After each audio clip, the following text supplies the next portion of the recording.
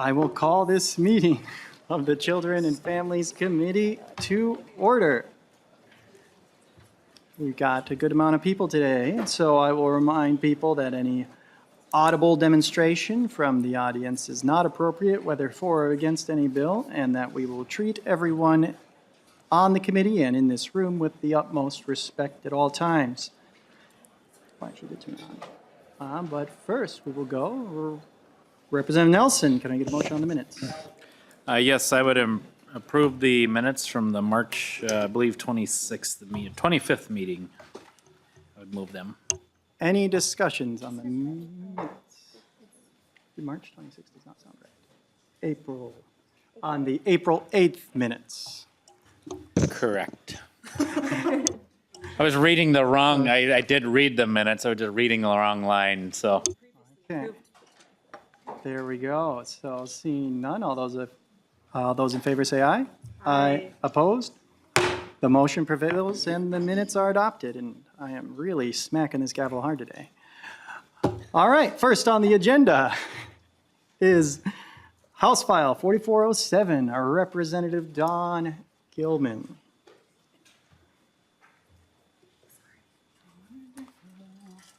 Great to see you today, Representative Gillman. Thank you. If you would, introduce your bill. And I believe we also have an author's A1 amendment. Yes. I will move the A1 amendment to House File 4407. Would you like to briefly mention what the amendment does? All right. Thank you for letting me get settled here. I actually would love to ask, if nonpartisan would want to walk us through the author's amendment, that'd be wonderful. Ms. Sunderman. Mr. Chair and members, the A1 modifies the bill to include most of the language from the DE one that is also included in your packets,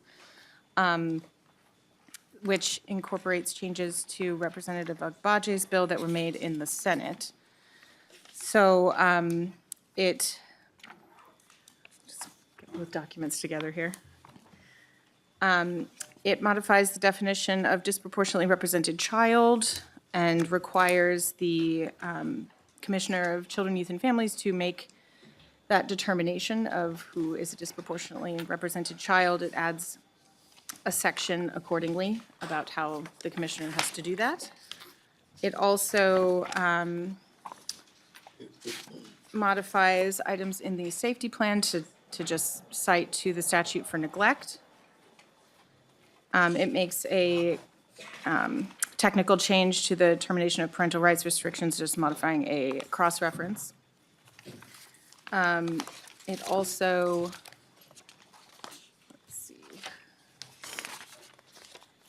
it also modifies the training requirements, and I believe this was from some stakeholders, just some updates as to who must be trained and some priorities for who must be trained. It also makes some corresponding changes because the definition of disproportionality has been removed, so it makes a lot of technical changes to conform with that removal. And it also updates terminology in some places from child welfare to child protection, where it makes sense to do so. And it provides an expiration date for the working group for December 31st, 2027, which takes it out to the date in the bill for statewide implementation, the delay in the underlying bill. And it adds an appropriations section to appropriate money from the general fund to the commissioner to distribute to responsible social services agencies for support in implementing the act statewide. Thank you, Ms. Sunderman. Representative Gillman, do you have anything to discuss on the amendment prior to the vote?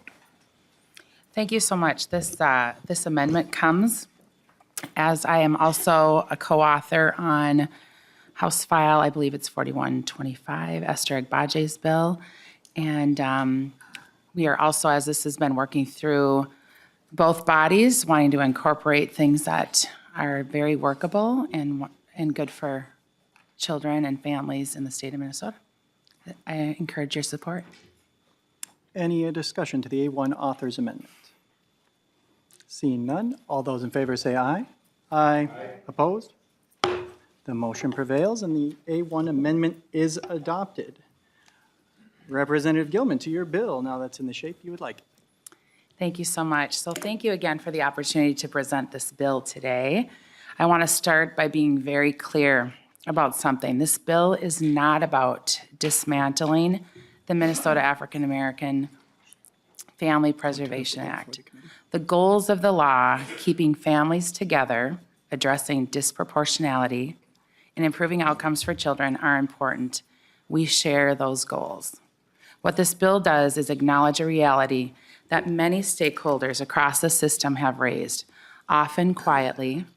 The law, as currently written, has a significant operational, legal, and fiscal issues that must be addressed before it takes effect statewide, January 1st of 2027. There's broad agreement here that fixes are needed. And I've heard from this, not only from counties, but caseworkers, legal professionals, and advocates.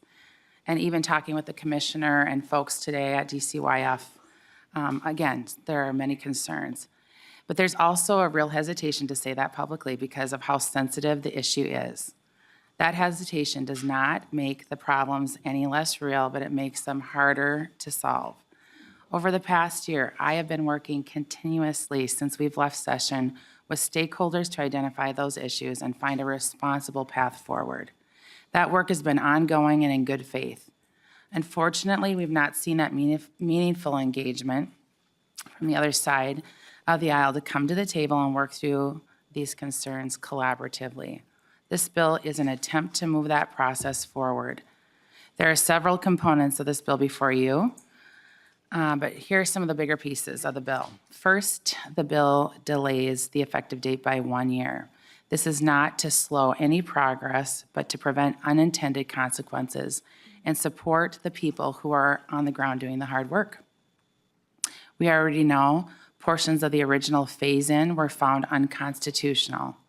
Moving forward without resolving outstanding issues invites further litigation and instability in the system. The additional time allows the work group to complete its work, provide the legislature an important opportunity to review the recommendation and ensure implementation is thoughtful rather than rushed. And that's what our body did 2 years ago. We talk about this being a bipartisan law. That is what the Republicans said yes to. We said yes to the working group, figuring out what the recommendations were going to be and what the implementation process was going to look like. To be clear, this delay does not stop counties who are already implementing the act from continuing to do so. Secondly, and critically, this bill addresses the fiscal reality facing counties. As written, the law imposes significant new responsibilities around case reviews without providing the resources to carry them out. That is the definition of an unfunded mandate. While we all agree that we need to support counties, there's not yet an agreement on how much support we should give our counties. Counties have been clear, they are not in a position to absorb these costs. Without changes, we are looking at double-digit levies, increases, or cuts to essential services, especially in rural parts of our state. They don't get the same amount of funding as the metro counties do. This bill also provides solutions by having the department take on 100% of case reviews, paired with the time and resources necessary to do so. If this is a state priority, and I believe it is, then it should be funded and administered at the state level.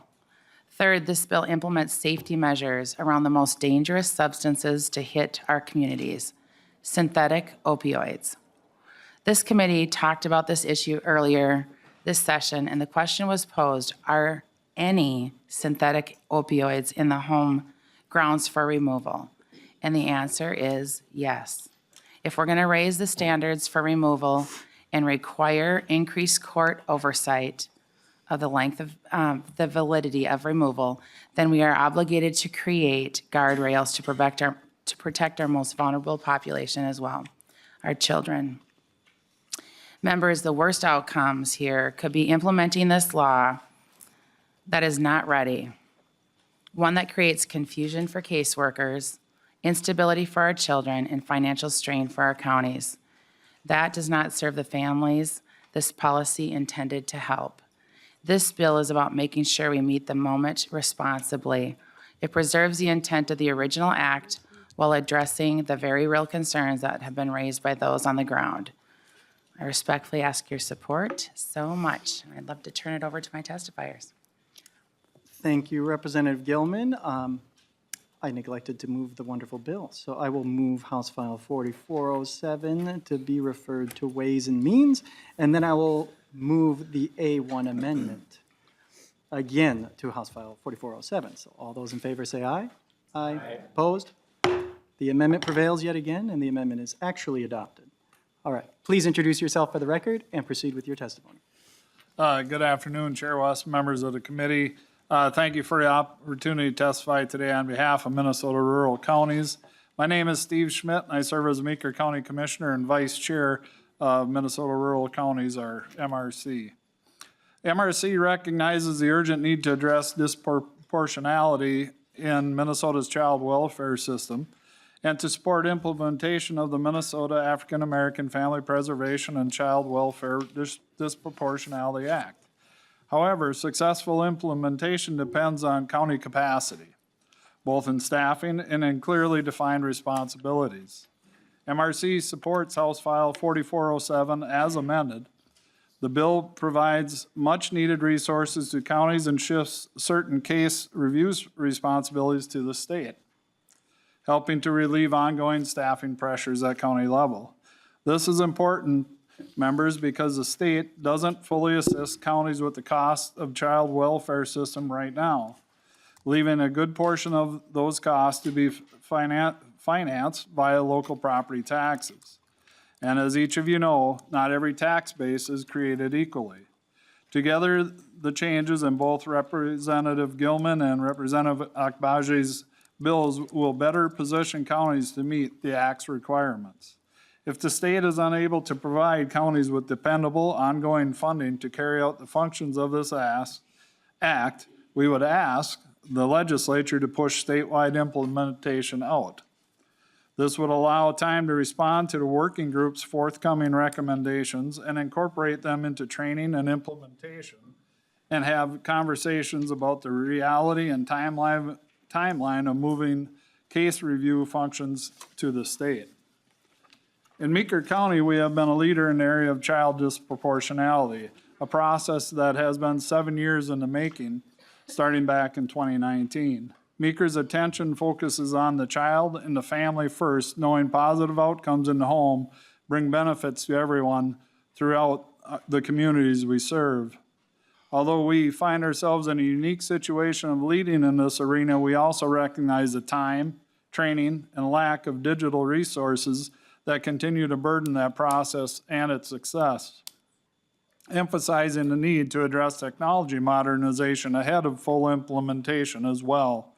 We further realize from experience that most other rural counties haven't been able to establish their footing in this area and will face implementation challenges for years to come. Meeker County supports thoughtful and timely implementation to ensure success for all counties. Thank you to Representative Akbaji and Representative Gillman for your leadership. We know this issue is both critical and still includes some disagreements, but we are hopeful and supportive of both of your continued collaboration to ensure this act is successful, and I thank you for your time and consideration. Thank you. Please introduce yourself for the record and proceed with your testimony. Thank you. Good afternoon, co-chairs and members of the committee. My name is Jenny Mojo, and I'm a Clay County Commissioner, and I'm here today before you to provide testimony in support of House File 4407, authored by Representative Gillman. Thank you for the opportunity to testify. I really do want to acknowledge the importance and the intent behind the act. There are disparities in our child welfare system, and those are very real, and they require thoughtful, committed actions.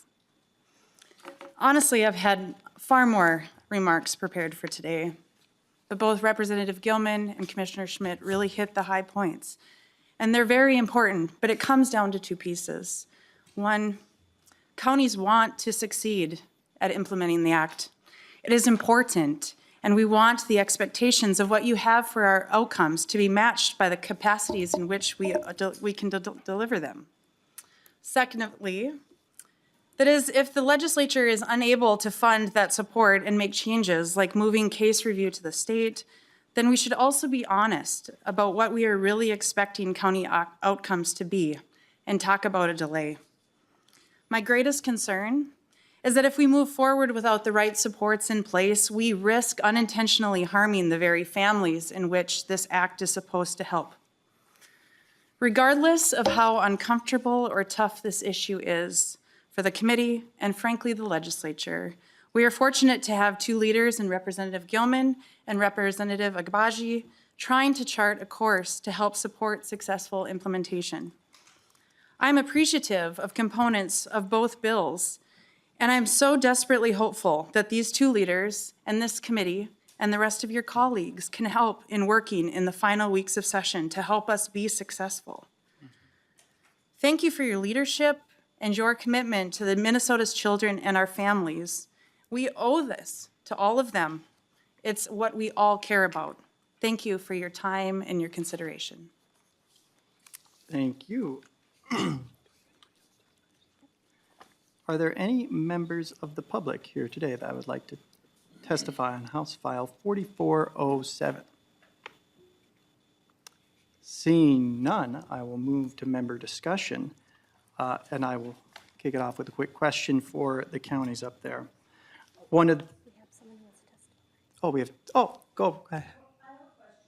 Well, you can, yeah.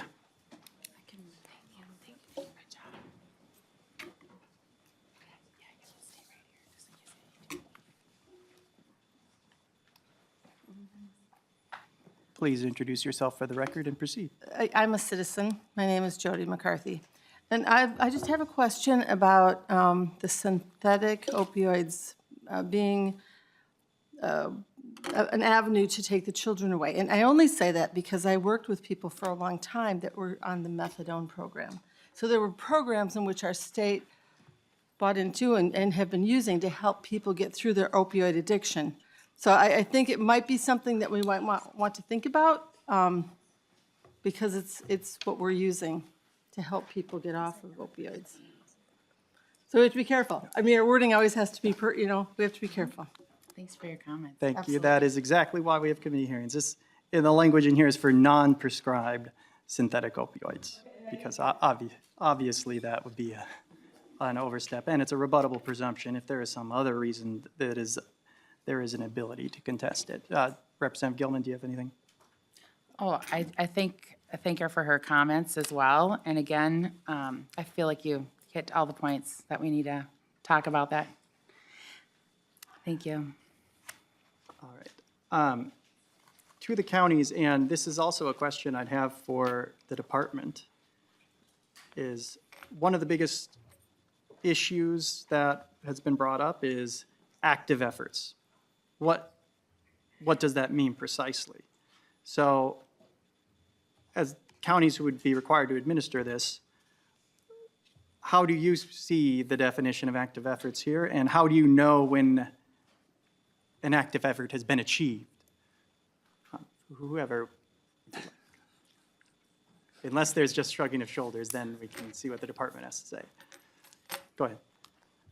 Chair, thank you for the question. I apologize. I don't feel like I'm educated enough to answer that. My social service director is likely watching this, trying to coach me through it. So I apologize. I'm not sure if I could divert to someone else, but. It's fine.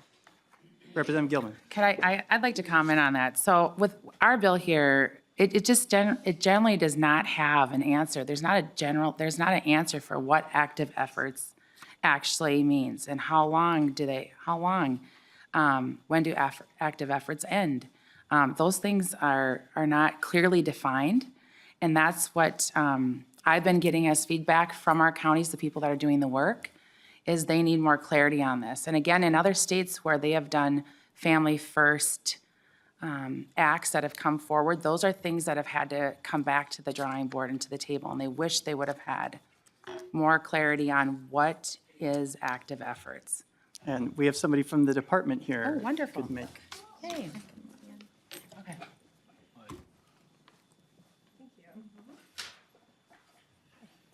Hi. Please introduce yourself and proceed. Thank you, Chairman. Rebecca St. George, I'm the Assistant Commissioner for Child Safety and Permanency at DCYF. And you are correct, there is not a absolute definition of it. It tends to be a case-by-case basis that it becomes up to the courts to help define for each case. It doesn't mean that a case can go on forever. That's still, there's still limits within the law around that. And again, depending on each case and what the judges are determining. Ms. St. George, the limits, what is being proposed currently within the limits? Like, what's the limit right now as the law stands? I don't know the details of that, but this doesn't change necessarily. Active efforts doesn't change necessarily how long a case goes on. It just changes the kind of support. Primarily, it's the kind of support that's required to help a family. Okay. But we won't know what kind of support that is until it's litigated? Or when would the courts be defining this? Ms. St. George. Thank you. The social workers who are working with it, right, they work with the families to determine what they need and how they can best support them. That goes a little bit beyond reasonable. And so that happens first, working with the social service agency. And it is not super defined, I want to admit that. But it is something that each case is going to be different by definition because each family is different. And so if it ends up in the courts with the judge needing to make a determine whether or not it counts as active efforts, whether they went above and beyond the reasonable efforts, that's when that becomes absolutely defined at that point. Okay. Thank you. We'll go to Representative Sensamura. Thank you, Mr. Chair, and this is something that we've talked about in the committee before. So first of all, thank you, Representative Gillman, for bringing this bill and for the work that I know that you've done around this issue. So I believe that when we heard Representative Abaje's bill, I think kind of on your behalf, Representative Nelson brought something similar to lines 4.20 to 4.22 around the I think it had a little different wording, but the synthetic opioid. So my question is the same one that I asked last time, which is that, we heard, I think, last session in committee, Representative Knudsen brought a bill that I believe we did pass around increasing penalties for fentanyl use around, I think, children. I'm wondering maybe if nonpartisan can speak to kind of what is the current law, and then what is this adding or changing? Ms. Sunderman. Mr. Chair and members, I believe there is a crime in Chapter 152 that is the use of fentanyl or methamphetamine around children or vulnerable adults, and it prohibits contact. But given that this is a criminal statute, I'm not an expert on this one, and I haven't compared the language. But I can get a comparison to the committee if that would be helpful. To this question? Representative Nelson. Thank you for that. And I believe we had a little bit of this dialogue a couple weeks ago.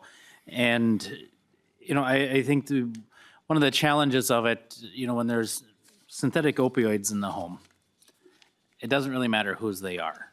It is still a risk to, I think as the criminal statute that was listed there, it's vulnerable adults and children. And I think, that is still kind of the same, the idea of this here is that, around children, it is still a danger regardless of whose they are. Representative Sensenbrenner. Thank you. Yeah, and I'm not, arguing against it. I guess just the language that I see is no person may knowingly cause or permit a child to be exposed to or have contact with fentanyl, right? And so to me, I guess it feels like we already have laws that protect this, and then I'm wondering, if we are trying to just address the bigger, because I know that when we talked about Knutson's bill, we were kind of talking about a broad, not just in the home, right? And I remember talked about like, people have used fentanyl on the light rail, and so what does it mean if someone takes their child on the light rail and then someone is doing fentanyl, right? So that was a more broad law that was addressing public spaces versus just the home. But I guess, Representative Gillman, why do you think that we need to specifically have this within the Minnesota African American Preservation Act versus if it is an issue about adults or parents or guardians having having synthetic opioids in the home? Why are we not just doing, a bill to address that issue across all communities? Thank you. Representative Gillman. Thank you, Chair. And again, what I'm looking at in this bill right now is because when I've done research and talked to other states that have implemented this, imminent harm needs to be addressed. And if 90% of our kids, again, these are kids with disabilities, religious minorities, black and brown kids, folks, the 90% of CPS cases that are going to be involved with this law that is going to be happening, I want to address imminent harm.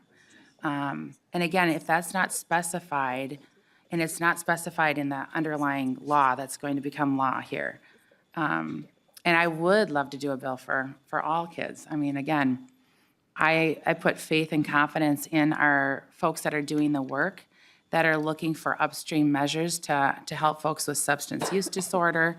But when I learned about 100 children, this is babies and kids, in the last 2 years in the state of Washington have died because of imminent harm due to synthetic opioids in the home. That's staggering. That's 100 kids that don't get to have Christmas and get to have, an impact in the world. So for me, and I did talk to Representative Agbaji about this yesterday as well, and we did talk about where else why couldn't we do this for an overall piece? I agree, this is a start, and if we can impact, again, this law is here that will only impact 90% of all CPS kids. I mean, this is the law that's going to be coming into effect. So why wouldn't have we done it for everyone? So I agree, those are great questions, but I'm very passionate about it because some of the solutions they found in other states is like finding, having a lockbox, doing education around when you get high, this is how you can be around your children safely so you don't kill them. And it's heartbreaking. I was really, really discouraged by hearing the data on children just because they live in another state and their laws aren't protecting those kids. So that's why I felt really passionate about bringing it in here. Representative Sensenbrenner. Representative Olson. Thank you, Mr. Chair. This question is kind of outlined with a question or a concern that I developed from my time in transportation. I've got a county that had been looking for a transportation engineer, a county engineer for years. And the Department of Transportation requires you to have a county engineer. Now, what we're seeing is through this bill an increase in ratio, and they're going to have to hire a lot of staff. So the question is, what happens to the counties if they can't find individuals to take on this extra burden, this extra caseload, these increased ratios? What happens to the counties if they can't find them? Can the department jump in and assist? Or on top of that, is there negative effects of what would happen if a county can't reach the obligations that they're being forced or asked to do, mandated to do by this bill? What happens to the counties in this instance? How will they be negatively affected?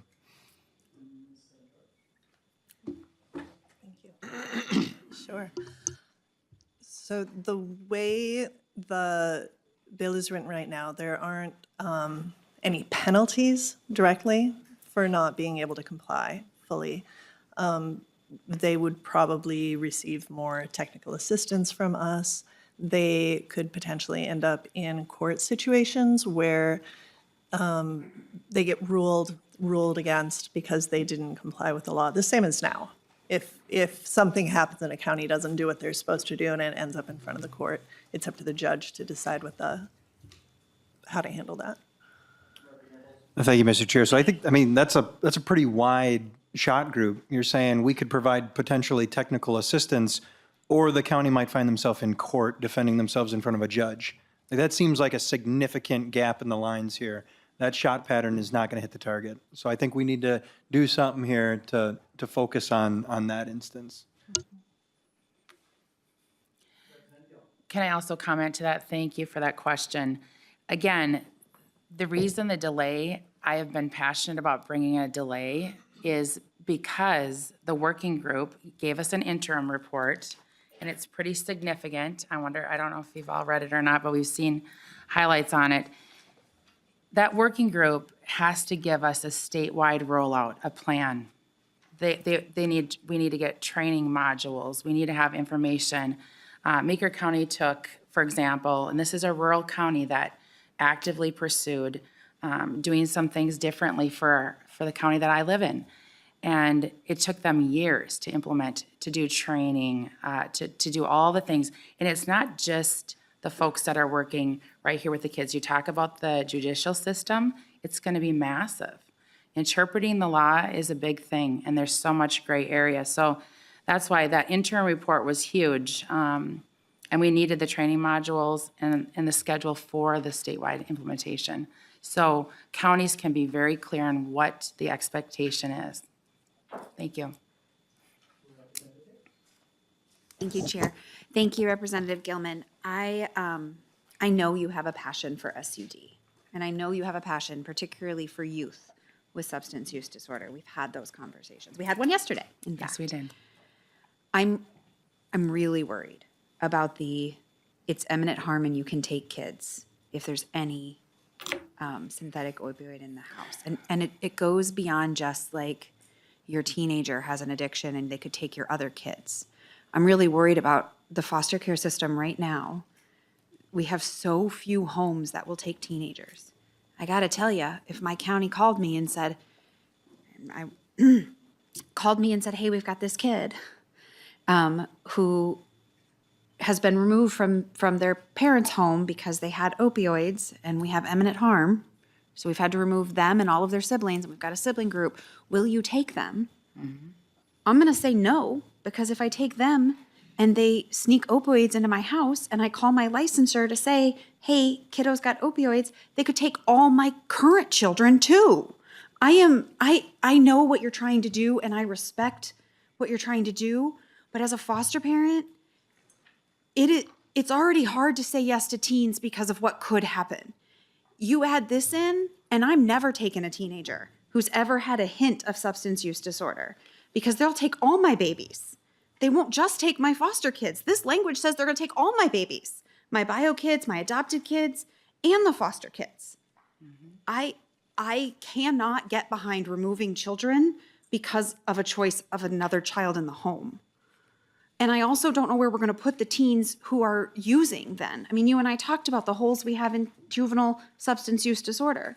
And so if we remove a child, if we move a whole family unit because the 16-year-old is deep in addiction, and we've removed the 16-year-old and the 14-year-old and the 12-year-old, and we tell the kids, or we tell the parents through this work that they can't have their kids back until there's no longer imminent harm, but we can't find a placement for the 16-year-old in substance use disorder treatment because we don't have any placements for 16-year-olds who need substance use disorder treatment, but we can't find a foster home for that 16-year-old because no foster parent is gonna take a 16-year-old who's got fentanyl, if it means they're gonna lose all their kids. Where are we putting them? Like, where do the kids go? I'm really concerned, and I understand, like, on a pure level where it's like, if there's fentanyl, it's bad. But substance use disorder doesn't work like that in teens, and we are so short facilities already. I don't know how we do this without ending up with a whole bunch of teenagers sleeping in county buildings. Representative Gillman. Thank you, Chair. I'll just, again, say that what my bill does is have the rebuttal, I can't even say the word, the presumption piece. So there are levers, there are avenues for people to have their day in court. And again, fentanyl is the most lethal than any substance out there. And if we were to take a little grain of salt here and know that that could kill children, and it does kill children and adults, I am passionate about it, and I do believe that we will navigate and figure things out, just like other states across the nation have done that have put these provisions in their protections. So, and I'd love to work on it more and see what we can do with that. But I'm very passionate about this because looking at the data, all kids are deserving of safety. Representative Hicks. And I don't disagree with you, and I know your heart's in the right place. But where are we going to put the children who are the users? If they can't go to a foster home, because if they bring fentanyl into the home, the foster parent's going to lose all their kids, and they can't go to a substance use disorder treatment because we have wait times, I'll tell you where they'll end up, and I'll ask your county folks because I think they're going to know the answer. You'll send them out of state, and you'll pay for it with taxpayer property dollars, just like you do for kids with complex needs whose needs we can't meet in this state. And it will cost the county property tax holders millions and millions of dollars to send them out of state, and we will struggle to get them back. And I do want to sort of latch on to something you said about people will get their day in court.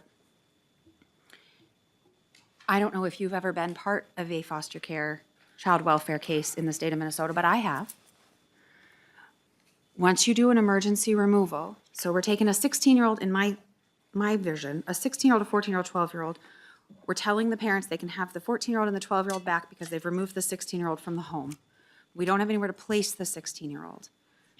When we are talking about a 16-year-old with substance use disorder and our reaction to what are we going to do about that is they'll have their day in court, I am concerned.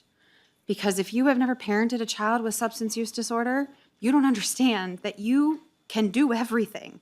You can take the phone, you can follow them to school, you can limit who they talk to, you can do all the things. But a teenager with substance use disorder will humble you to your core. And so if that teenager brings fentanyl in the house, you're going to remove all the siblings? You're going to put that whole family in child welfare? That's a child who's in need of services for sure. But that doesn't mean that we should take all those kids. Your heart is in the right place. I appreciate what you're trying to do. I'm happy to chat about it. I'd like to do some work to find a solution. But I don't care if it's in this act or in General 260. I am concerned about removing everybody's kids because a teenager is deep in addiction. I can't get past it. I'm sorry. And to that, just briefly, in the example you cite of you doing the right thing and being like, well, this child has opioids in the home or something like that, voluntarily giving the information is definitely going to factor into the rebuttable part of this presumption.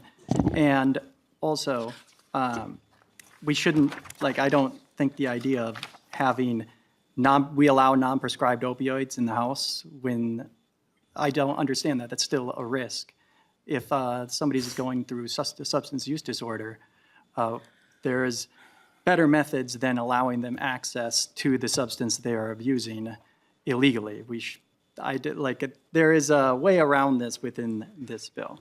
Representative Hicks, briefly, please. Chair, I don't disagree that there's a way to solve it. What my concern is that subdivision 1 is emergency removal and placement prevented. This doesn't say if there's opioids in the home, we should open a child welfare case. This doesn't say if there's opioids in the home, we should provide children in need of services. This doesn't say that. This says if there is opioids in the home, the county must remove a child. Or should. And I'm really concerned about that because it is emergency removal and placement permitted, and it scares me. Representative McDonald. Mr. Chair, thank you. My question is both to Ms. St. George and then to Mr. Schmidt from Meeker County. One of the counties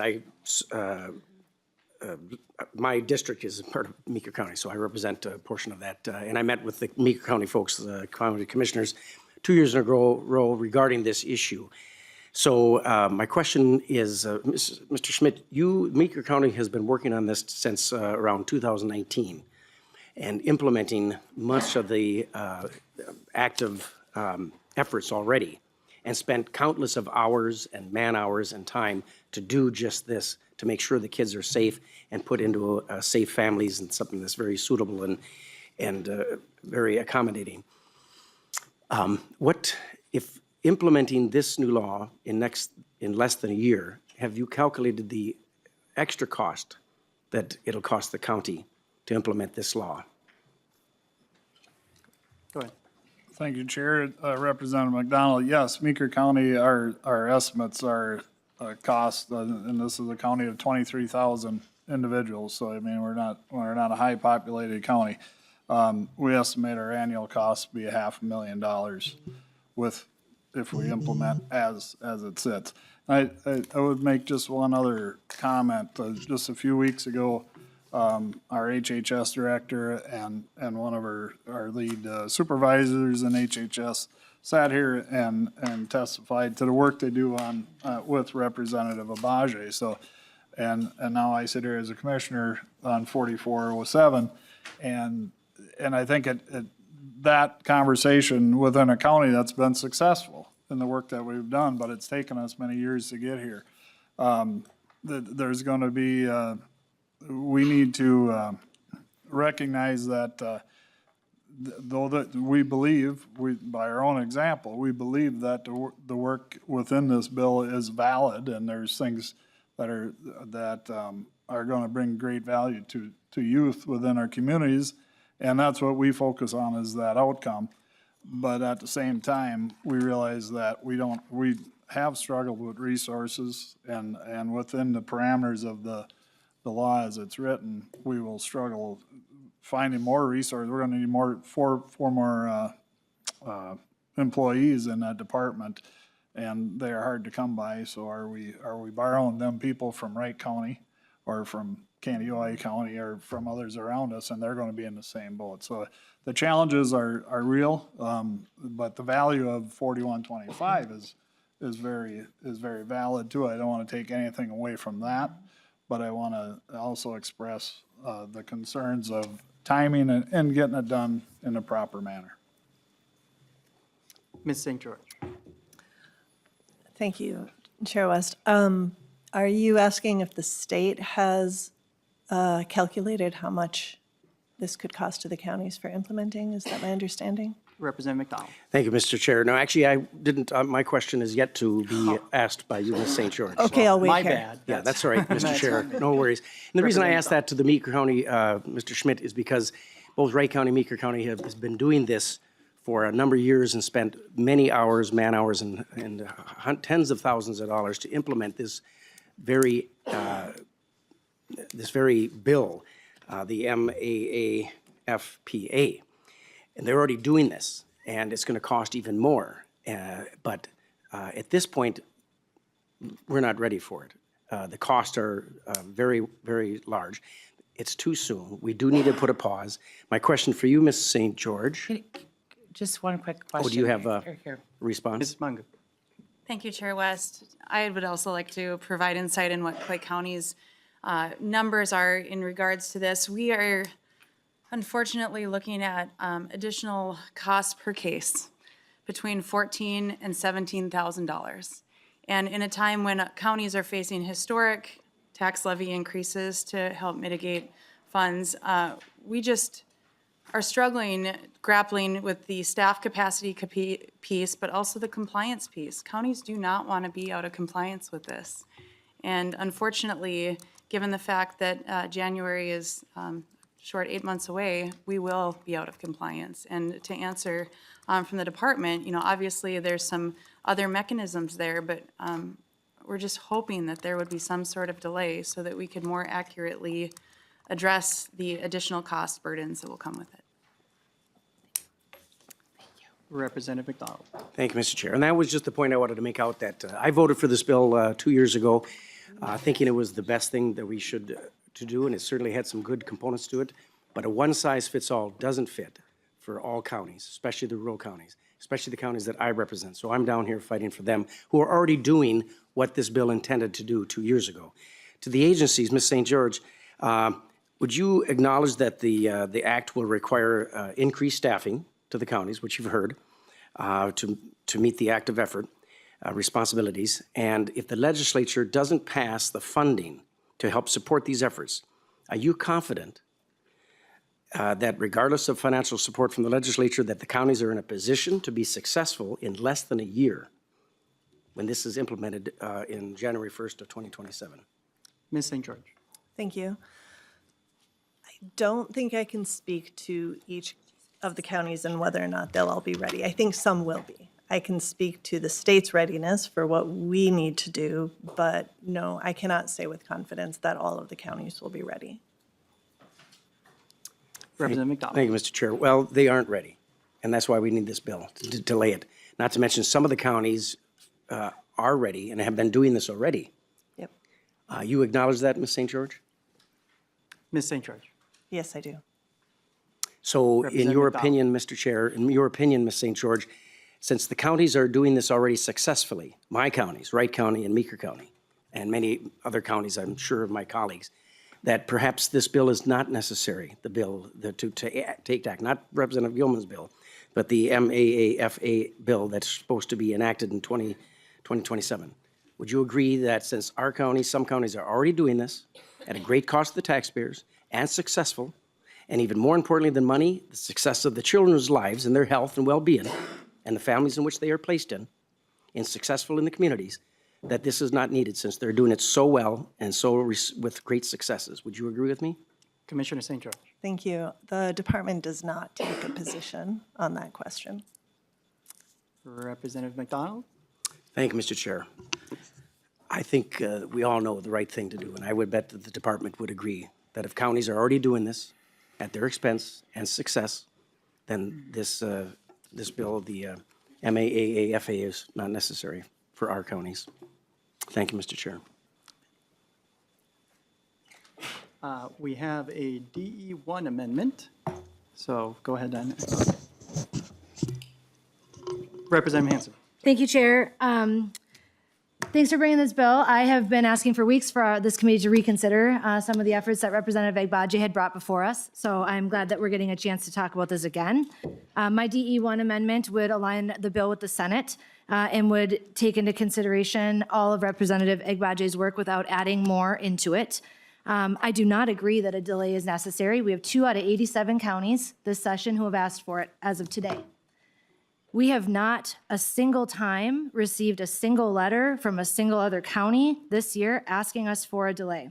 And I will side with my counties on that and side with the counties that have asked us pretty clearly what they want us to do. So my DE1 will get this bill back on track and will give us all a chance to vote for it.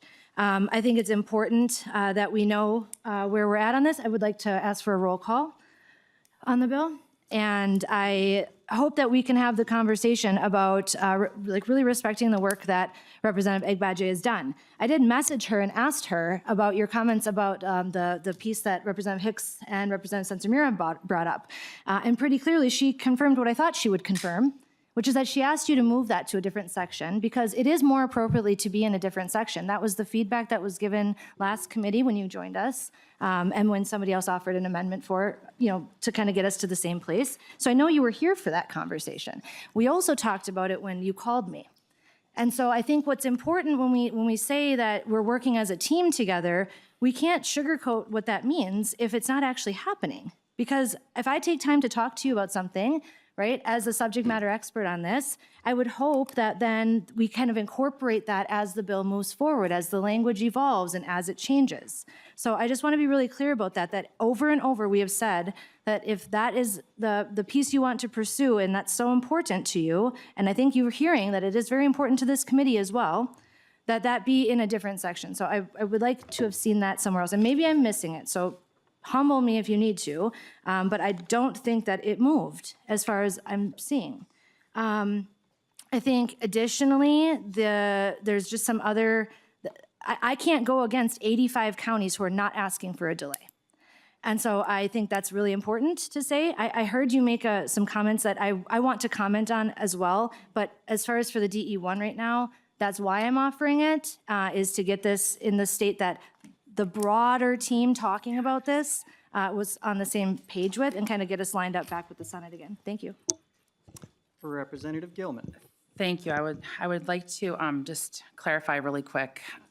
Steve Schmidt is here today testifying on behalf of MRC, and they are 45 counties strong. So they are in support of House File 4407, and they've been in support of the bill that I'm on with Esther, the 4125. Again, stating that if the funding does not come through, this is why the delay is very important. Again, this is Minnesota rural counties that are asking for this. And there are, again, several other counties that would love to have been here to testify. But again, we've got 45 counties here today saying these are the things that they're looking for, and that's why this bill is before you.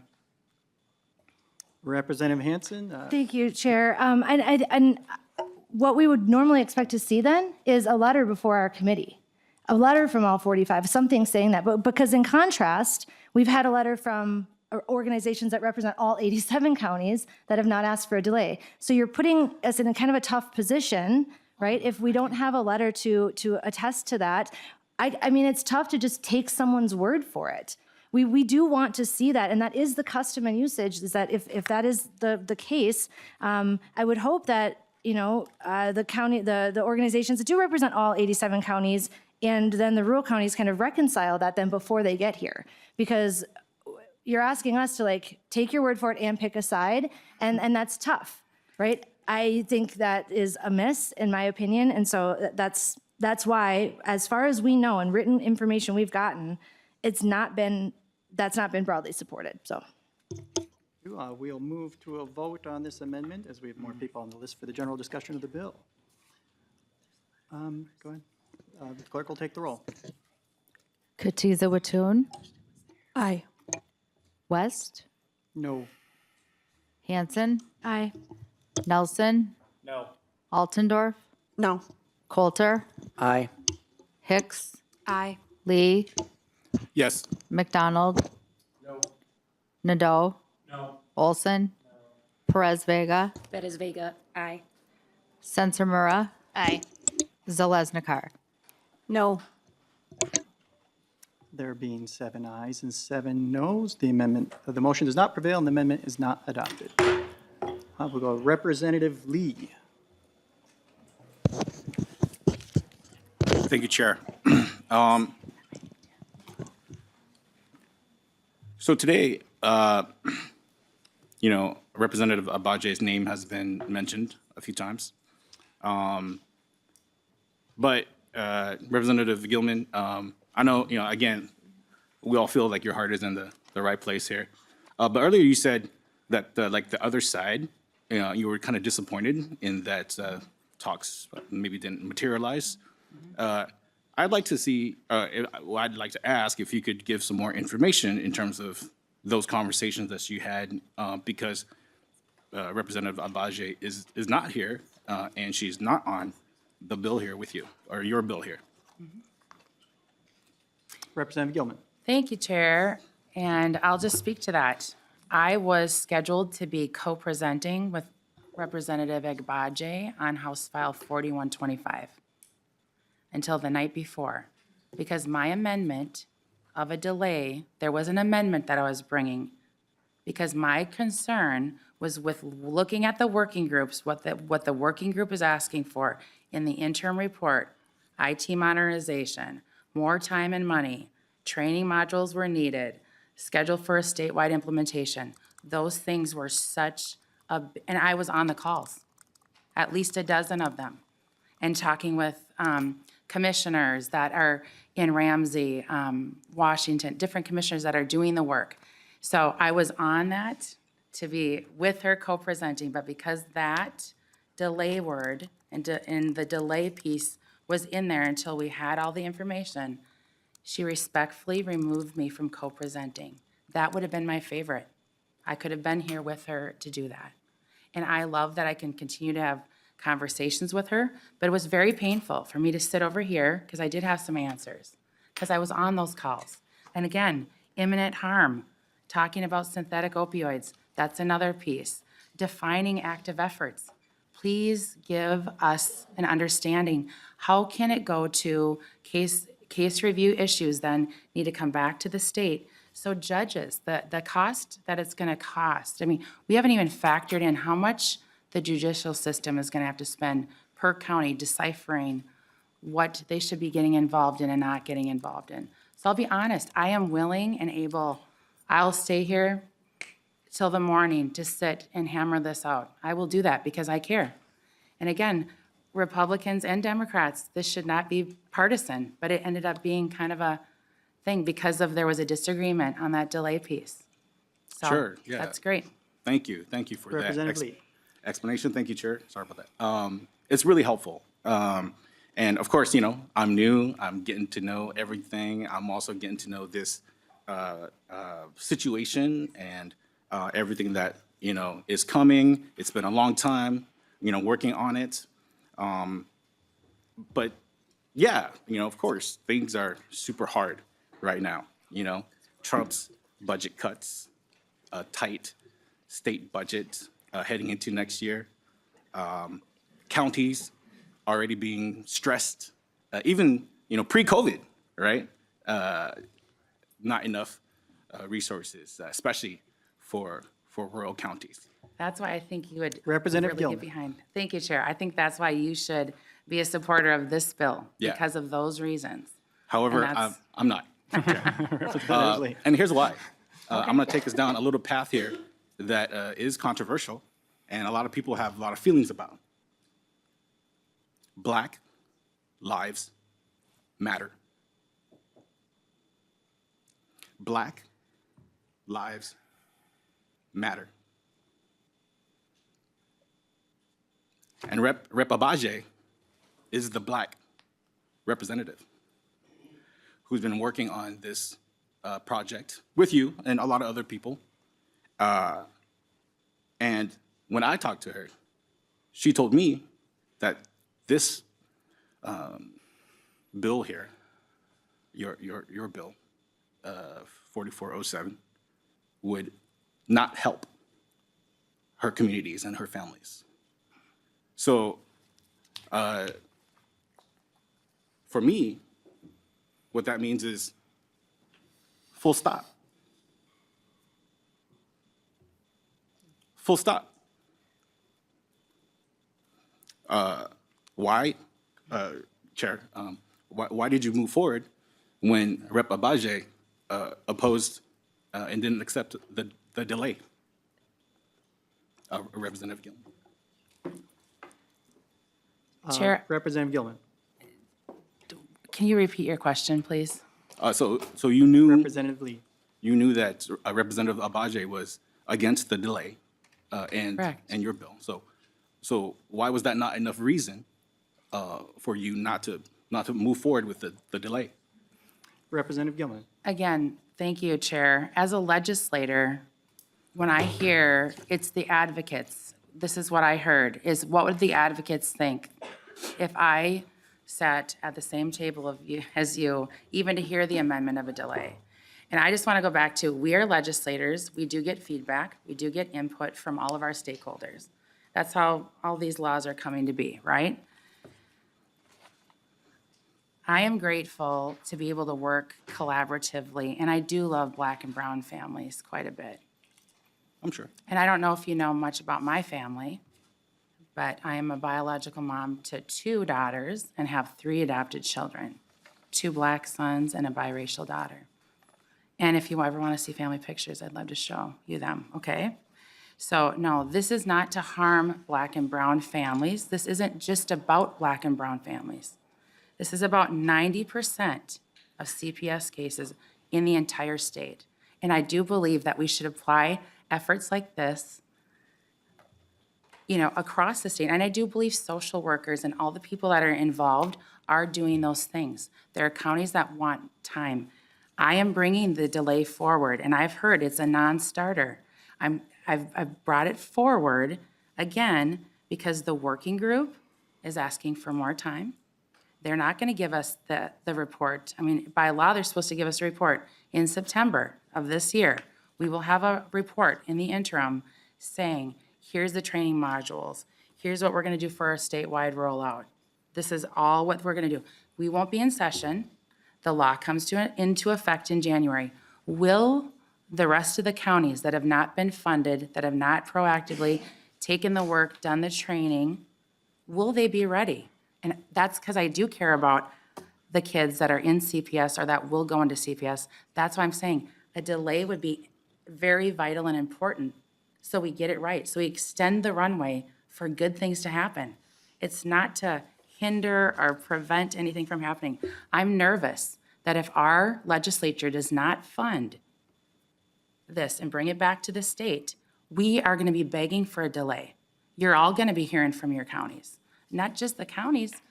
I don't want to see headlines of more kids being harmed.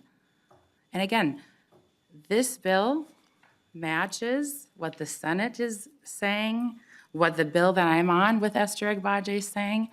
There is a delay piece and there is imminent harm. I brought in a few other pieces, but this bill is really important. It's because I care. Again, And so, thank you. yeah, I would love you to see my family. I do care about families that are black and brown very much. All right, Representative Lee, very quickly, we're just going to go with the people on the list.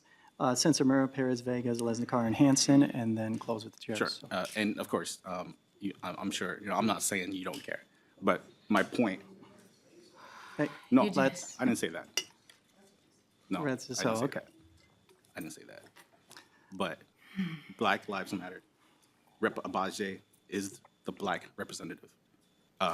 So I hope that you will continue to work with her. And we are going to encourage both of you to continue working so we can try to find a solution here. But because of that, again, full stop, I won't support this bill. Representative Senator Murrah. Thank you, Chair. I can make my comments quick. So this is just a little bit getting back to the piece about synthetic opioids. So we have this safe passage report about Minnesota child fatalities from maltreatment from 23 and 24. And when I'm looking at this, I am seeing we should be really concerned about fentanyl use. It says out of the 44 children that died from fatalities, 20% of them were exposed to fentanyl, right? Which when I kind of do the math, is about 8 children.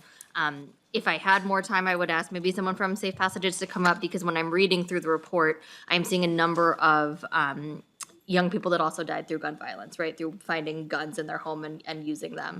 So I guess agree with you that we should do something about fentanyl. I also think we should do something about loose weapons in the home. I'm a big supporter of the safe and secure storage, bill that we were not able to get passed. But I wonder, just something to think about is if we're putting a rebuttable, that word is hard to say, It is. presumption around imminent risk for fentanyl, I would say let's do the same thing for loose firearms in the home. Thank you. Representative Perez Vega. Thank you, Mr. Chair. I just want to highlight that when we had the Association of Minnesota Counties, I met with so many of them on the Day of the Hill. And I heard from their priorities.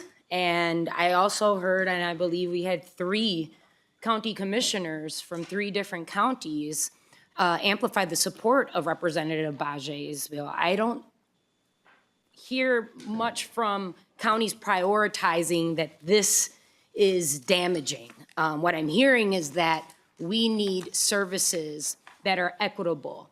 And what your bill does in delaying is equitable services as to what the county is to provide, in particularly to Black children and Black families. The word delayed, it's like a punctured wound when we think about how delayed we are in human rights and how hard our country has fought for civil rights. Black people were delayed to have the right to vote, and Black people were taken away from their country in chains, and women pregnant. This isn't a myth. This is a part of American history. And according to, reading my notes, the National Institutes of Health, Black children mostly experience systemic delays in receiving crucial development, educational, and healthcare services compared to white peers.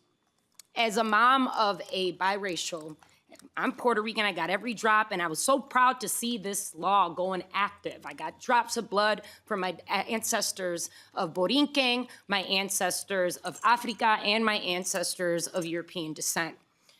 And what's noticeably is that when you are of darker skin and the history of how our families have become Americans and citizens and residents is that Black children are always delayed.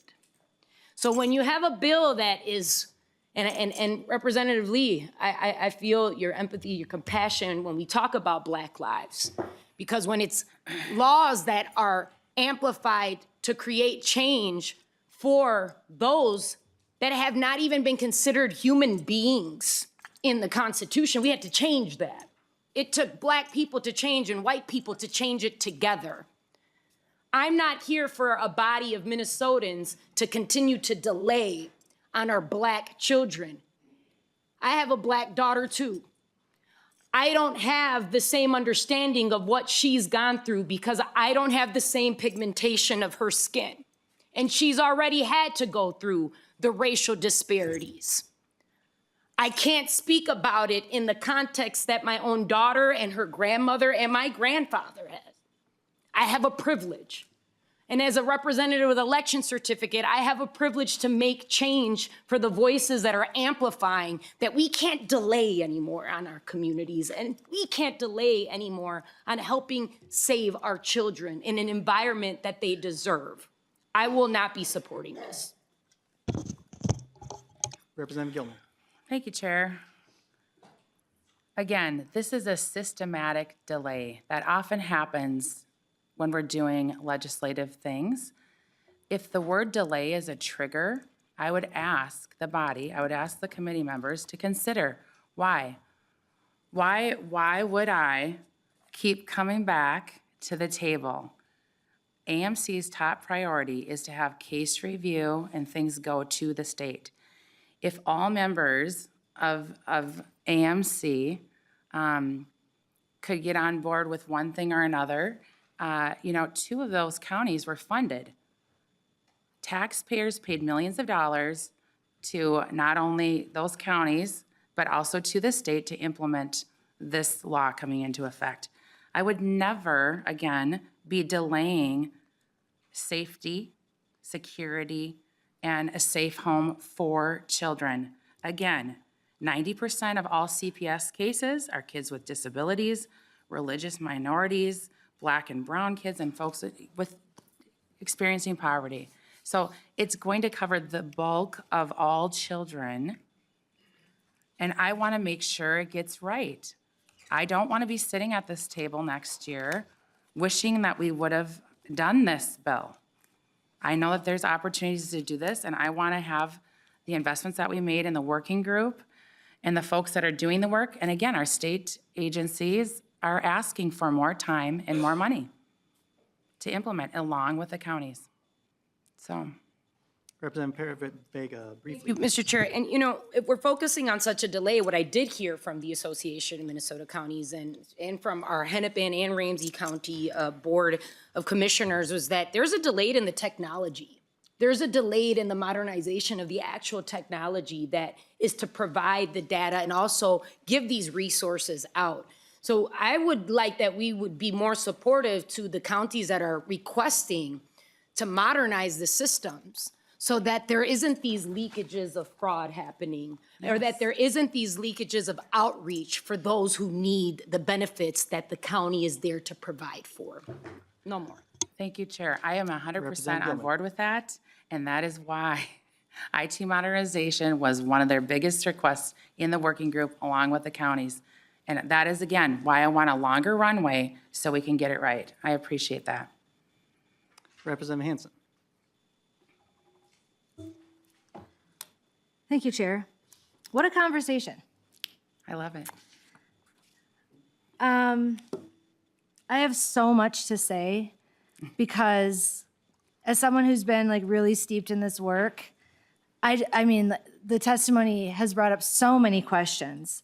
First, and we don't have to go through all of these, Chair, I know we're short on time, but I'm gonna throw them out there. This discussion about active efforts, we don't know what it's defined as. Every single county in the state of Minnesota is fulfilling the requirements of ICWA. They absolutely know what active efforts mean, absolutely. So I don't buy that. I think that if there's more conversation to be had, bringing a bill forward to change that definition without understanding the historical context and how huge of a national conversation that's been without even talking about that part really is not thorough. I think that when we talk about, you know, why we're even here, we're here because we had one of the most racist child protection systems in the country that we are working very hard to correct course on for years, that we are a home of boarding schools that separated children from their families and stole them from their culture and their community on purpose in order to assimilate them to something else, as if assimilation was the gold standard. But what is the gold standard? What the real gold standard in Minnesota? I heard a lot of words about reality, and let's be honest, the reality is that this is the gold standard. The reality is that counties should have already been doing this for all of time. Lots of reasons why they haven't been. We can debate those. But in reality, that's what is in front of us. Everybody who's studied child welfare policy, you can talk to a number of different organizations. We know that making active efforts is a gold standard. ICWA's standards have been called gold standards. Like, this is not asking folks to do more. If I were at a county commission meeting, I would be asking my county commissioners, and I'm not in this case in my particulars, but for folks who are saying that they don't know what active efforts mean, what are you doing on ICWA cases? Are you just non-compliant with that? That's not, I mean, that can't be happening. I can't imagine any counties are willfully non-compliant with ICWA because there's federal consequences for that, right? And so if we're able to apply active efforts there, I think we should be able to do that here. I think the other thing we have to be honest about is that as we hear, you know, this conversation about money, there's a proposal I put forward that is supported broadly in both bodies that gave money. We were on the same page, you know, but because we're going back to this idea about working together, co-presenting, and that there was a concern about the word delay. What you call a concern, others call a deal breaker. What you call a concern, others call like a stall in negotiation. What you call a concern is what other people call insulting and hurtful. And I think that's real, and I want to recognize that. And I mean, even in the conversations here, Representative Agbaje has done a lot of work to be really receptive. And I appreciate her for that, like the comments I made last time, that when she was here. And so I guess if it's true that counties, there are allegedly some counties who won't be able to do this, number one, I'm curious, what are they doing on ICWA cases? And do we need to like open some kind of search on that? Because if that's alarming, if that's, people don't know what active efforts mean and they're not applying them there. And secondly, I would ask every county, would you rather keep the system as is or take the hard vote to raise your money to defeat this form of racism in your county? That's a real question. We hear all the time how folks, you know, come to the state talking to us about property taxes. We've talked about a lot of this, but we have to face the music on some of this. That taking votes to raise taxes sucks. I get it, especially in local and small government. But at what cost will you not take that vote? That's what I want folks to leave here today asking themselves. And Don, you said, why is it a trigger for some people? And I want to tell you, like, really honestly, the answer to that, because I think, I hear you say that, and I think you are asking with genuine curiosity, because consider how many times the folks who are really passionate about this have been told to wait their turn. Right? How many generations? How many times? How many? Right? That's why it's not triggering just because people are sensitive or something. And that's not what's happening. It is hurtful to people because it sings to a longer song that's been sung in this country that some of us don't hear the same or experience the same because of the color of our skin. That's why it's triggering, right, to use that word. And I would, rather than using that word, I think what you're trying to get at is that it's traumatizing. It's re-traumatizing people. It's reminding people of their difference. It's reminding people that while we say this country is all equal, we're all created equal, people aren't treated that way. So please, when you think about it triggering people, can we just reframe this and understand that when people respond that way, they're responding to trauma. That's what you're facing. That's what you're seeing in front of you. I hope that folks will walk away from this conversation today understanding a few things. Like I said, active efforts are absolutely defined. They are absolutely clear. They may not be written in statute, but they are very common practice in every single county and nationally. That we are doing this because we have a history that we learned better from, and now we're trying to do better. And that counties absolutely do have it in them to raise their taxes to fund the things they need. Now, people may not like that. That's true. It hurts. It might affect your reelection. But at what cost do you not do it when we know that this is the gold standard for how to do child welfare? Every paper you can find will say that. So if we're gonna be honest, we need to be honest about the unintentional harm that's already happening. You said, let's be honest, let's be real here in reality. Well, let's be honest, there's unintentional harm happening that can't wait another year to be addressed. That's why this law passed. And I just don't think that we can keep saying that a delay is just to try to get some things done. When there are people and families affected by this, that when they hear delay, again, it is a traumatized reaction, generational trauma, genetic trauma, situational trauma, environmental trauma. I mean, it's multifaceted.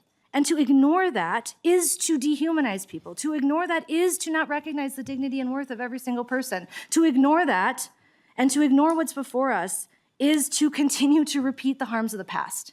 So I really hope that we reconcile this in a different way, that when we talk about our colleagues, right, we talk about them in ways that are reflective, honestly, of the conversations that happened, and that we really, really stop ignoring the input of subject matter experts, because I'm not gonna keep taking phone calls and to talk about this if we don't see an evolution of the language. I've not seen that. Adopting Representative Agbaje's language into your bill without addressing the things that you call a concern about, we call a deal breaker, right? Without doing that, it is hard to take this work genuinely seriously. So I hope this is feedback you'll take with collegiality, I hope, because I've tried to say it a bunch of times when this has come up before, and at the end of the day, these are negotiations, and we do have to work together. And you can't just just say, I don't get my way, and so I'm disappointed. We have to keep coming back to the table over and over and over again. And the things that you are asking for have been things that have been brought up a lot of times. So that's all I have to say. Chair Katiza-Batun. Thank you, Mr. Chair, and thank you, Representative Gillman, for all your work on this. I know that this is something that you are really passionate about, that you care deeply about, and I think both in the initial discussion that we had about Representative Agbaje's bill when you were here in the room, but not at the table, and then today here as well, people have really deep feelings about this issue, and I think that the conversation does need to continue. We've got one shot tomorrow, hopefully, to pass a minibus out of this committee that will allow us to make some changes when it comes to this issue, when it comes to potentially childcare modernization, when it comes to some of the other priorities that have either no or low cost to the state. And I think that this issue should be a part of that conversation, and I hope that we can move forward on it. But I'm gonna follow my member's lead today and ask for a no vote. Really quick, we're going to wrap this up now. To be clear to the audience, you can testify in the committee or you can write a letter. You can do both. We hear you. What's frustrating about this is we should move forward. We've heard that the department can't handle the cases, but we expect the counties to handle the cases somehow. We've been moving forward with a million questions, driving towards a cliff where we don't even have time for the report. So a delay is the responsible thing to do here, and we incorporated as much as possible from all sides here. In particular, without IT modernization, we are going to have so many errors, and this is just going to be an unmitigated disaster because the county simply can't do the work. So my hope is that we could move forward with this because it is genuinely the only way forward if we want this bill to be successful. Otherwise, it's not going to work. And then there are no penalties, as is brought up, but there is plenty of litigation to open up. So county's already moving in this direction, which is a good thing. So the goals of the bill are being accomplished. Only 2 counties got funded, and of course, they would enjoy that and would like to continue that, but it's going to cost all the counties money. So I would urge members to support the bill. Representative Gillman to close. Thank you. Again, I would just like to say this bill is not about dismantling MAPSFA. The goal of the law is to keep families together, and I agree with that wholeheartedly. We need to continue this work, and we share common goals. And I appreciate when I do ask questions, I genuinely want to know. I'm looking for answers. It's not about it, I gotcha, or I'm having hurt feelings about not presenting on the other bill. I have respect for all members across the aisle as well as my own colleagues here. I want to legislate well while I'm here. I'm representing my counties, but I'm representing the state. I want to show up with dignity and respect. And I hope that I would get that at the table here too. And it seems unfortunate at times that we can have disagreements, but I'm excited for us to have more continued conversations around this. I do strongly encourage support for this and look forward to seeing movement forward on this. Thank you so much. I will request a roll call on the bill and renew my motion to refer House File 4407 as amended to the Committee on Ways and Means. Clerk will take the roll. Katiza Watoon, No. West, Aye. Hanson, No. Nelson. Altendorf, Yes. Coulter, No. Hicks, No. Lee, No. McDonald, Aye. Nadeau, Olson, Perez Vega, No. Sensor Murrah, No. Zalesnikar. Aye. There being 7 ayes and 7 nays, the motion does not prevail. I will lay the bill over. Thank you for coming, Representative Gillman. Now move on to another very important issue, which is the modernization bill. So I will move House File 4382 before the committee.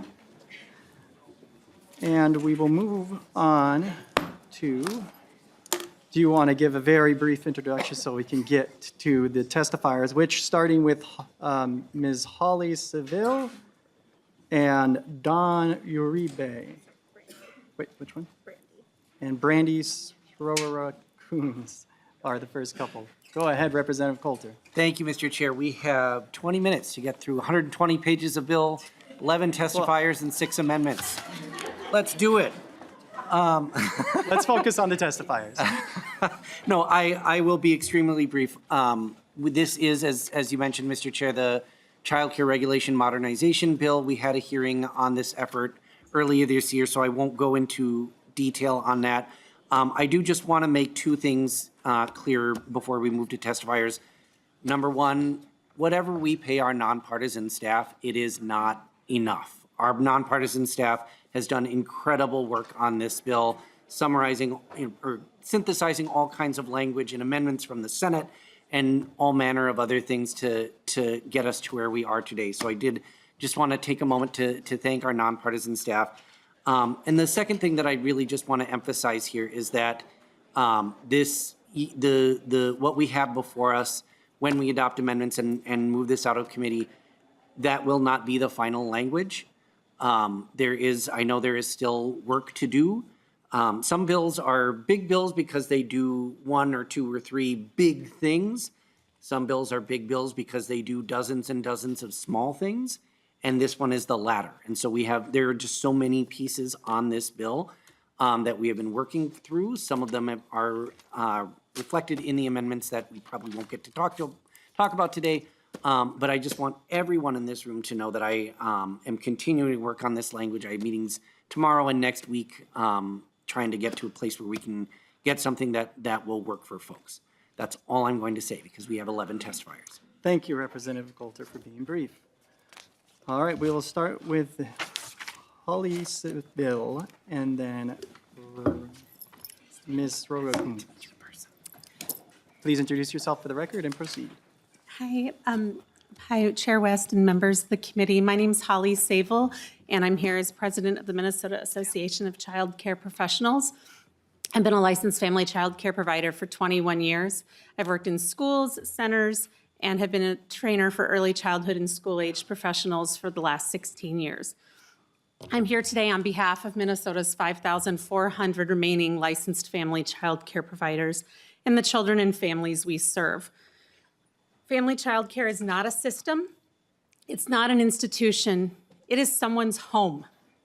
It is where babies are rocked to sleep, where toddlers learn to share, where preschoolers build character, where school-agers learn independence, and where parents trust us with their most precious people in their lives.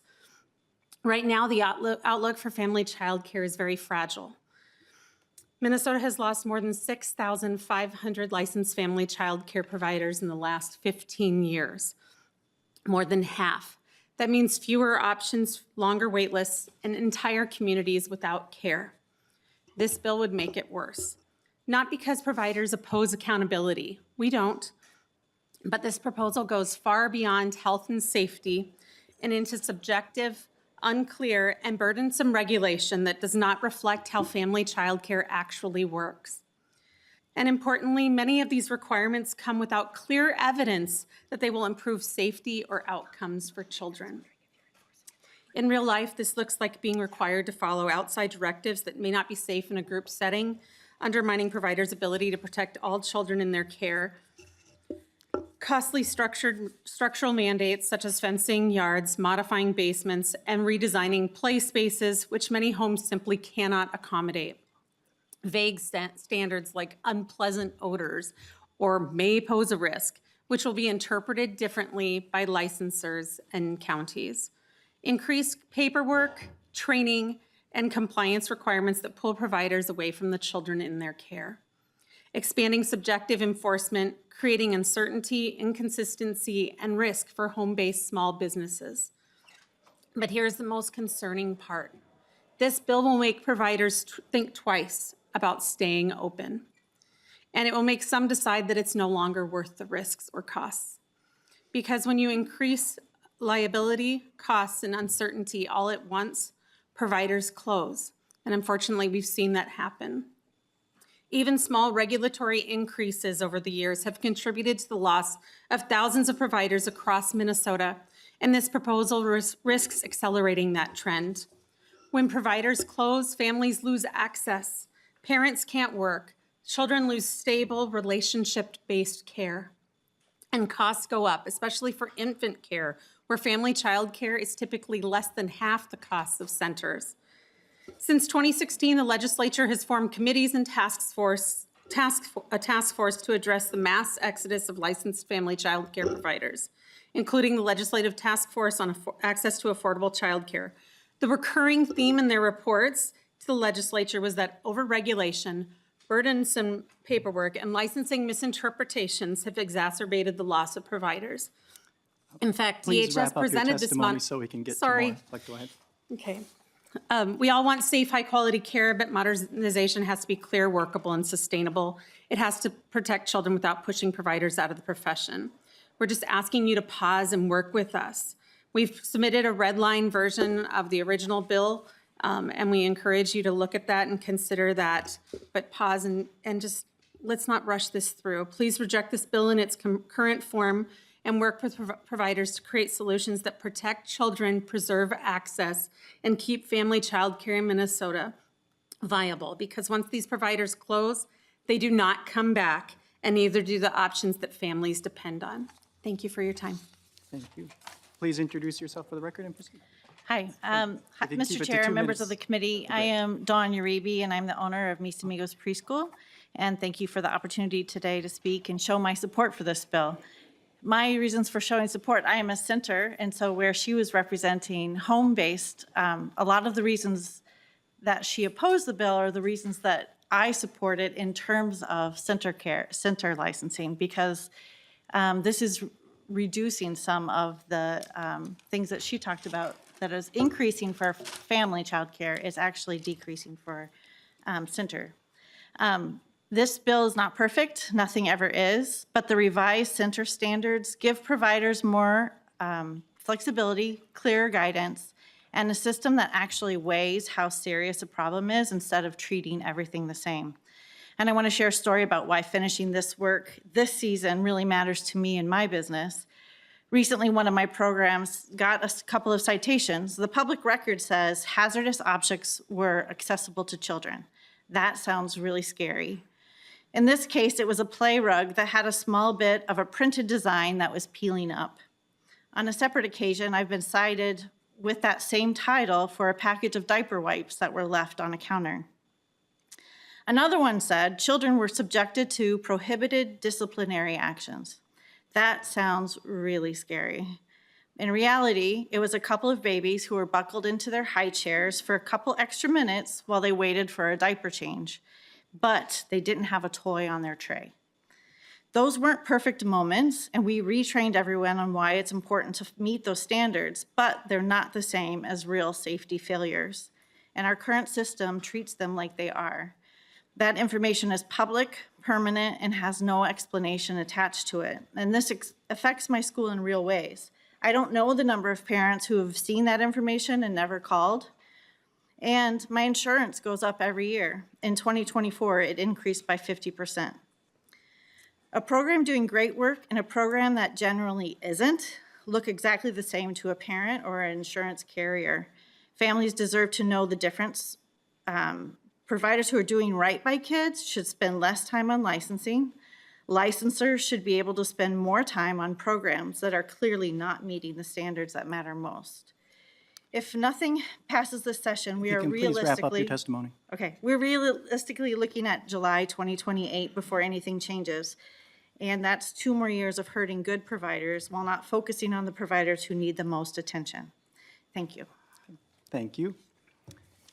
Go ahead, introduce yourself for the record and proceed.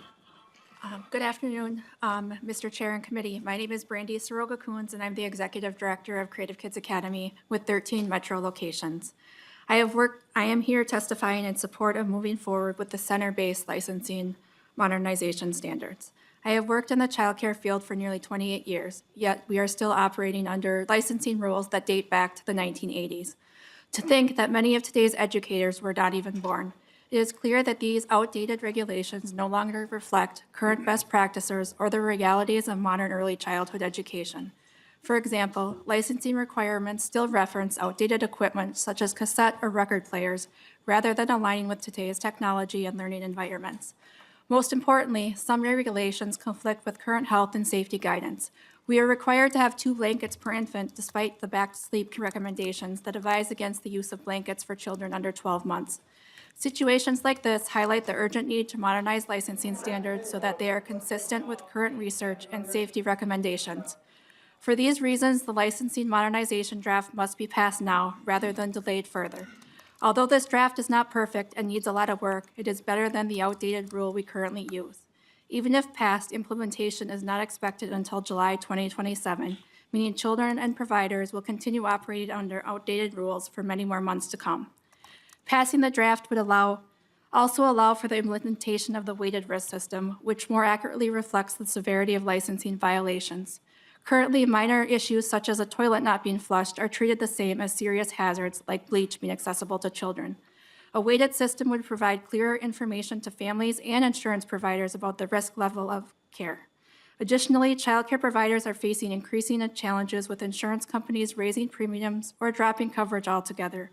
Updating licensing standards and implementing a risk-based system could help provide some much-needed relief and clarity within the industry. Modernizing childcare licensing is not just necessary, it is overdue. Thank you for your time. Thank you very much. We'll go Cindy Cunningham and then Amy Jo Van Cullen.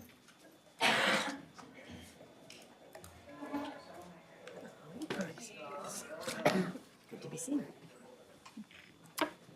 Please proceed.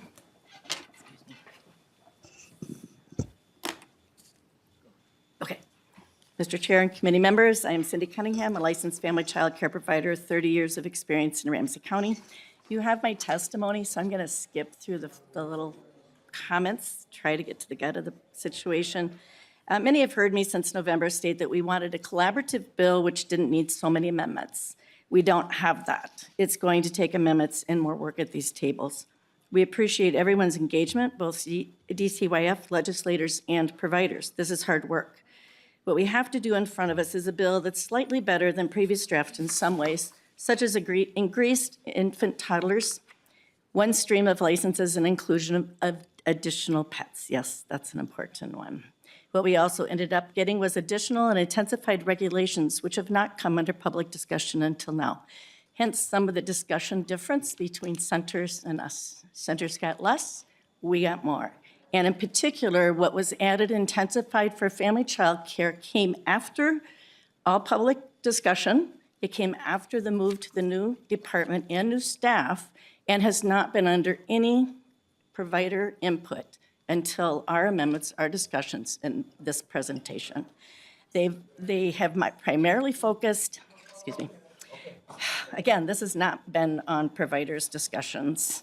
I'm going to go through a few of the complicated and more inflammatory, possibly, amendments that we presented in the Senate that unfortunately did not come over here. Ratios, the increased, yes, infant toddlers is good. However, there's an exclusion of the B1 ratios. There's a perception that it isn't needed. It is needed. B2 ratios are now in the C1. People who functioned at the B, if anybody wants to go nuts, it's ratios. The B1 ratios are obliterated. B2 licensed people used to be able to, or currently can, run at the B1 license. To get rid of the B1 license is not taking into account how many are using that. The firearms, we share the concern about children's safety around firearms. We know this has been a strong discussion for good reason. Our proposal changes how we communicate with families, but does not lessen these concerns. It protects privacy while encouraging safe storage discussions. High percentage of children involved firearm incidents takes place within the home, not in the care setting. The bill proposes that we include the acknowledgement of an existence of firearms in our homes, in our settings, to be in our policies, and that bill also states that we have to make our policies available electronically or written upon request. That means if I put in my policies that I have firearms in my setting and someone requests, then I have now no control, no influence over what my privacy is. Theft of firearms is a strong use. That's the biggest problem that people, it often doesn't get discussed. What we're suggesting is to put in to put into our policies what the standard for storage is. We use our policies to discuss with our parents. This means that every family who comes into a provider's home is going to have some acknowledgement, some discussion about what safe storage is. We have families out there that don't know that. So at one point in time, they're going to have some discussion about safe storage. We see this as a stronger message than just a yes or no answer. Please wrap up your testimony. There's never. Yeah, We never asked enough to time. look at the provider's own children carefully. That is already in practice. We're not making it up. DHS had it in the draft too. The overnight proposal we have is broader and better based. The restraints have to be used. The bill that's here goes against what we're trained to do. If the bill doesn't pass, we would revert to current law and structure with that 9502 locked-in rule. The investment of time, effort, and money will be lost, no plan to move. However, should the bill be enacted in its current form without provider association and input, we will be losing providers, and at that point in time, Leading Care would not support the bill if it is put through without provider input. Thank you. After the next testifier, Kylie Cooper. But please introduce yourself for the record and proceed. Mr. Chair and members, I am Amy Jo Van Kulen. I am an insurance consultant for Marsh McLennan Agency. It's a little different twist on this. I am testifying in support of center standards moving forward. I'm here to tell you that modernizing our licensing system is essential to supporting the sustainability of Minnesota's childcare industry, safeguarding our children's well-being, and strengthening our communities. Despite their importance, our standards for licensing have not been updated since the 1980s. We have technology to modernize and improve transparency, yet we continue to rely on vague, confusing reports and unfairly penalize providers. This modernization project was authorized by the legislator in 2021, and consideration of new standards was already punted from last session to now. It is imperative that we get this across the finish line. Currently, licensing reports contain vague or misleading language that can adversely affect insurance coverage. For example, citations such as areas used by children were not in good repair might refer to a single loose string in the carpet, an issue that poses no real safety risk, but could be misinterpreted by underwriters as a serious violation. Similarly, allegations labeled as maltreatment investigations, even when proven false, remain on reports and can lead to non-renewal or exclusion of insurance coverage for abuse and molestation allegations. These wording nuances impact the insurance market, often resulting in childcare providers being categorized as high risk and facing excessively expensive premiums or denial of coverage altogether. I have personally encountered providers in tears pleading for help to find affordable insurance, many whom never filed an insurance claim but are now penalized due to licensing report language. It is imperative that we prioritize the completion and implementation of the regulation modernization project. Updating licensing standards and inspection processes based on which violations constitute greater risk of harm to children just makes sense and will help ensure that reports accurately reflect the safety and quality of childcare centers without punishing providers too greatly for minor or non-safety issues. Clearer, more precise language will enable insurers to better assess risk, leading to more affordable and accessible coverage options. In conclusion, modernizing our licensing system is essential to supporting the sustainability of Minnesota's childcare industry, safeguarding our children's well-being, and strengthening our communities. Thank you, and I'm happy to answer any questions. Thank you. After Kylie Cooper, we'll go Amber Sidolski. Please Thank you, proceed. co-chairs and members of the committee. My name is Kylie Cooper. I'm a child care provider. In my years in the field, I have worked with the statewide QRIS, training implementation, the workforce registry, Head Start, and in nonprofit organizations. I'm also the mom to a vibrant preschooler. I'm here today to encourage scrutiny for House File 4382. While I'm heartened that there's widespread agreement and acknowledgement of the well overdue need for licensing rule reform and modernization, this bill falls short of delivering on that. We have a real opportunity to create a childcare ecosystem that's driven by research and centered in the needs and the rights of children, families, and educators. Consumers, the parents and children, deserve to know that the programs that they bring their children to are being held to high standards of care, health, and safety, and that critical brain development that happens in the first 5 years is being nurtured. In practice, licensing rule creates the bare minimum that a licensed childcare program can perform and supposedly provide the level of care that the state deems necessary. It's been shaped through years of investigations and worst-case scenarios, interpretations, and ingrained practices. Childcare providers deserve a licensing system implementation that's consistent, transparent, and supportive of their work with young children. While I feel that this bill as a whole is not ready for passage, I do highly recommend an amendment for the creation and the implementation of a board of early care and education. This board can be relied upon to incorporate relevant research, best practices, connect with the field directly, and represent a cross-section of the mixed delivery system that makes up this industry. Through collaboration across the sector in partnership with the state agencies, we can create a licensing system that our state deserves and continue to build on the reform work that's already ongoing. I look forward to continuing the conversation. Thank you. Thank you.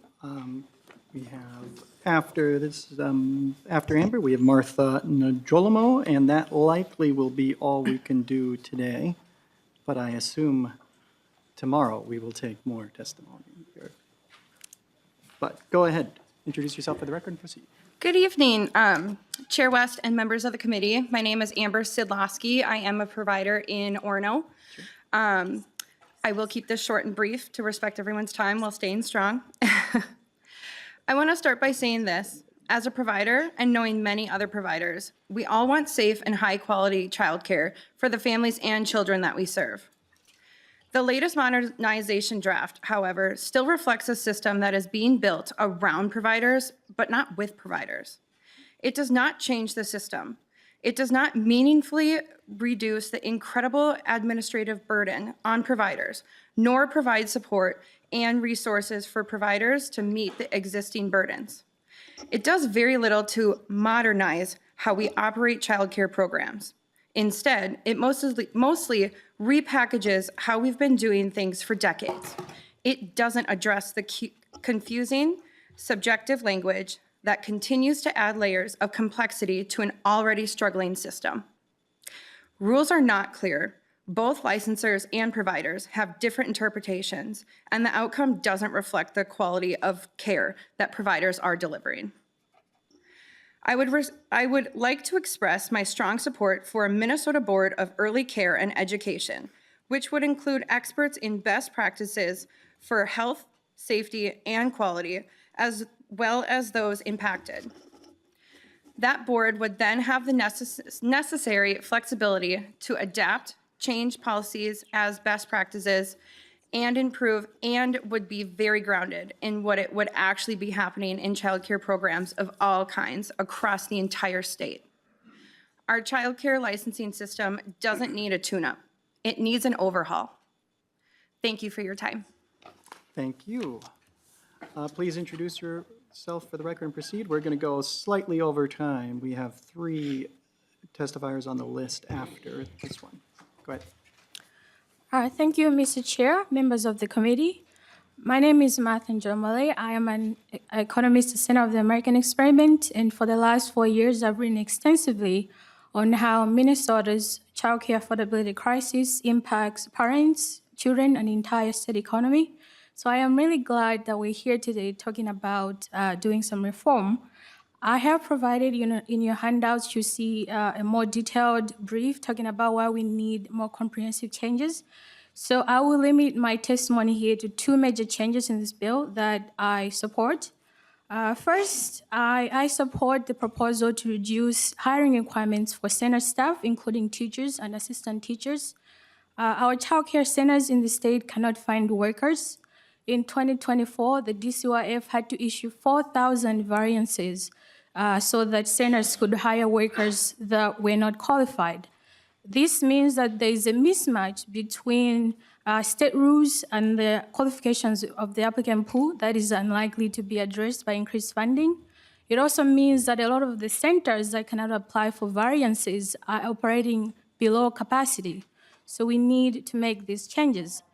Secondly, I support raising capacity limits for family child care and also making staff-child ratios more flexible.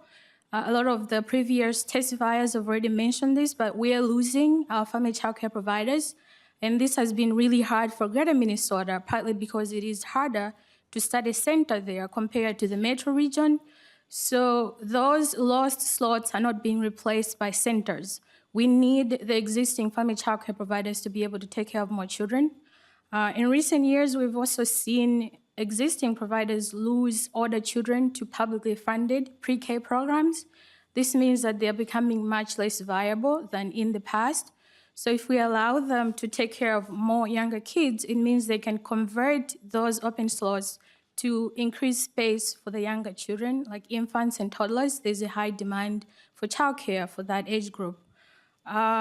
Overall, I think that this is a good first step. I think there's more that can be done and should be done to reduce burdensome regulations on childcare providers, but parts of this bill are a step in the right direction, so I support them. Thank you for your time and consideration. Thank you. We will go to Caitlin Erpstad on Zoom. And quickly, is there anybody here who is not on the list who would like to testify? Okay, go ahead, Caitlin, please. You are muted still. Ms. Erbstad, you are muted. Or is that on our end? Uh-oh. The output on our audio might be incorrect. Yeah, it's got the stuff. It's the little green bar on the microphone. Yeah, click on the little audio arrow on the audio. Oh, this is really hard to do. Yeah. Click. Oh, well, that just means Well, us. well, can you get, there we go. We want the menu up. Dun, dun, dun, and then echo canceling speakerphone. Yeah, just select same as system right up there. Down, no, under speaker, under speaker. And there we go. We'll just see if that works. All right. Nope, no dice. Well, She's talking, we just can't. yeah. Yeah, I think somebody said she was unmuted. Well, this is the classic Zoom debacle. It seems like she can hear us. Yes, sorry. It's not me. Well,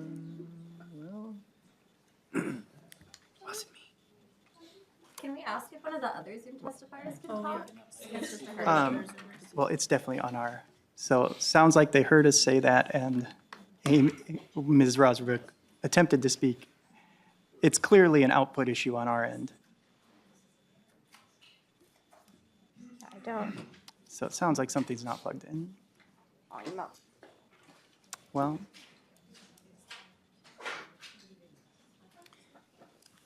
While we're waiting, if I could just, Mr. Just oh, very Representative briefly. Coulter, what did you do? I touched nothing intentionally.